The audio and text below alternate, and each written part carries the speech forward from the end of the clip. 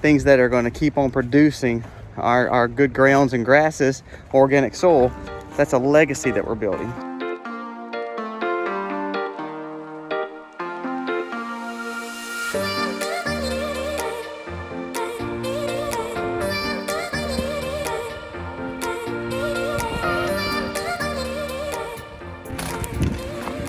We got our feed order in, and we had a few bags bust, so Liza's been trying to pick it up. You guys as much as you can, huh? That's fine.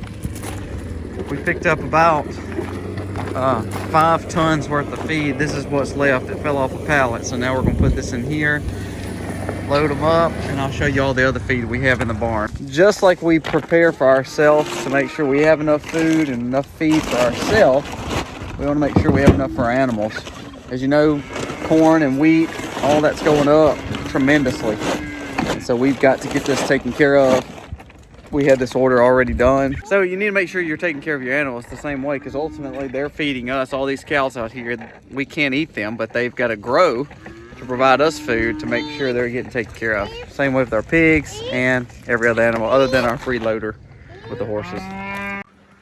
And just like that, we've got all 5 tons, 10,000 pounds unloaded, plus what's left from the last delivery. People don't understand what this does is this gives us more food to pretty much take care of the animals for a year, that animals take care of us for years to come. So we're gonna be feeding out two steer on our non-GMO feed, plus the alfalfa that you don't even see here. So we have 10,000 pounds plus the alfalfa delivery of 2,000 pounds. These animals are getting fed out to take care of us for way longer than that. There's pig feed here for a year, feeding 20 pig out. Between those pigs either selling or harvesting, we're gonna have years worth of pig meat just because of what we're doing here with prepping our food. It's easier, cheaper to buy it this way. We keep it safe in here, keep rat traps out just for safety, and ultimately we're taking care of our family.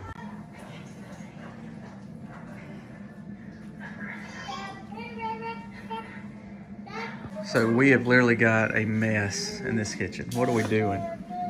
Covered in flour. Taking all of our stuff that we have in extra bulk buying, putting them in Mylar bags, 5-gallon Mylar bags full of sugars, flours, wheat berries. I've been sneezing a whole lot. Not just because of the pollen, because I've had a ton of flour in my face. I'm covered in flour. But yes, putting them in to where we can seal.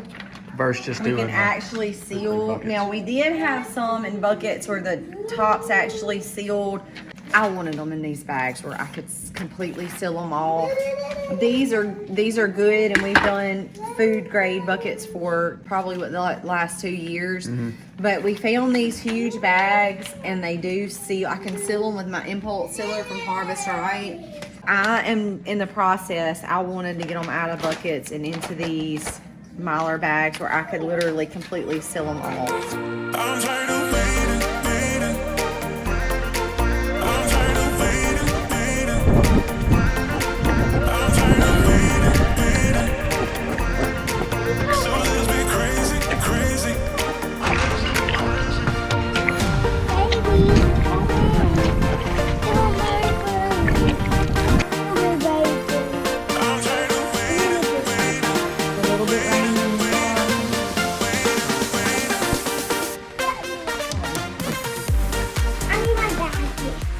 Wow. Cause it's raining. I'll go back outside. Cause it's raining. You need two jackets, but it's raining. My dad and my mom need his jacket too. Cause it's raining.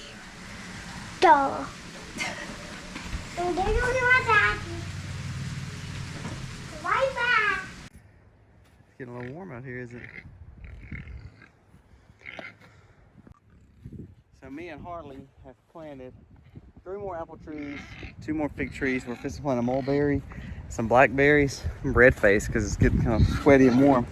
We're gonna plant them on the opposite side of the farm. We're over here by the pig forest. All the other ones are, of course, over there, but it's all different over here. Our apples did good one season over there and then struggle. This is a lot higher, a lot drier. We got water accessibility to it because, of course, our big garden is right here too. So we're gonna try them over here and just to utilize a different part of the farm to see if they work. One thing we always do with our farm, we're growing for now because we believe that as Christians and seeing the world that we live in, we need food now. We need reasons to grow and make sure we're taking care of our family. But then we grow for legacy too. So the legacy that we're growing is we're building a farm that is going to be operational for providing food now, but things like our fruit trees, our orchards, things that are going to keep on producing our good grounds and grasses, organic soil. That's a legacy that we're building. We try to do a little bit of both. Plant for now, plant for later, making sure we're taking care of our family now, and hopefully for the generations to come. If this world tends to be here a lot longer, we always want those plants to be working. What are we doing now? Going to check on the baby pigs. We have a bunch of them over here, don't we? We have 9 and then 3 and then 3. So we have a bunch, not counting Miss Twinkle Toes back at the house, huh? So let's go check on them, make sure they're okay.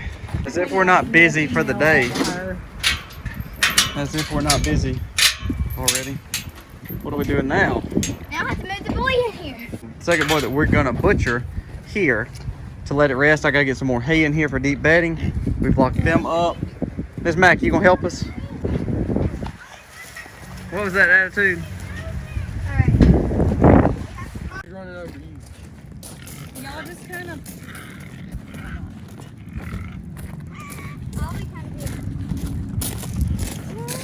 We've already done this once, huh? Mama's freaking out. Bucket of feed. We're pros. That's right. Do you have the bucket of feed?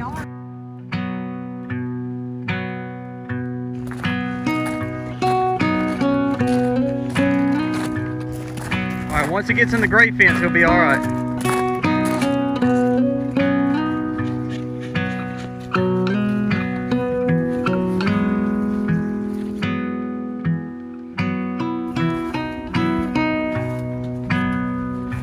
Good job.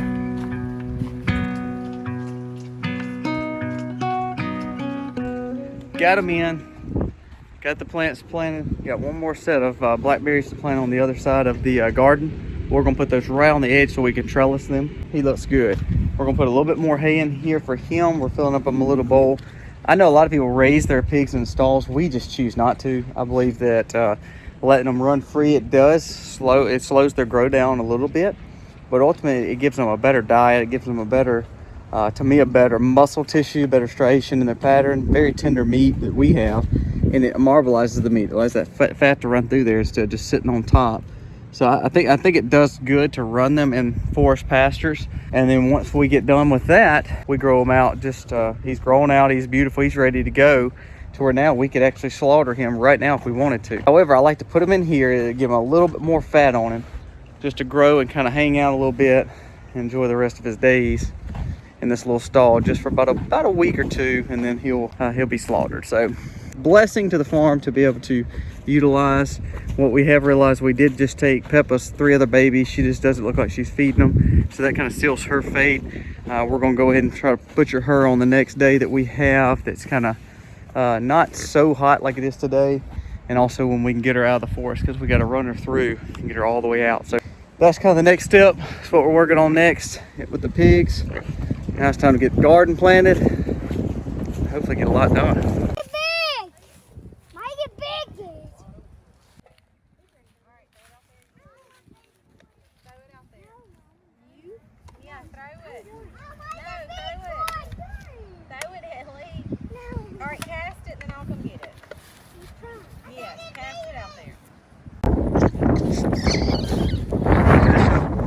Fishing or helping kids get bait and stuff? Yeah.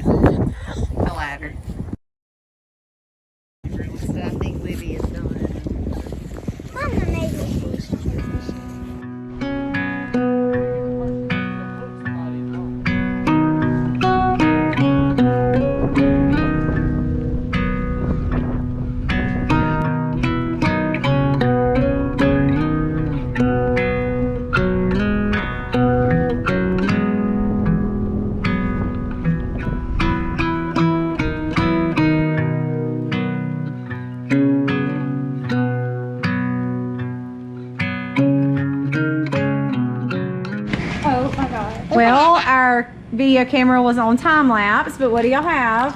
We have all types of materials, and we got some coloring books. What's it? Or we can use those for the trip. Oh, Jenny, look, you can have this. Are beautiful. So Wow! many different patterns. Yes, we have so many patterns. My sewing desk is Look gonna at that. Oh, gee. What do you say? Thank you. Thank you.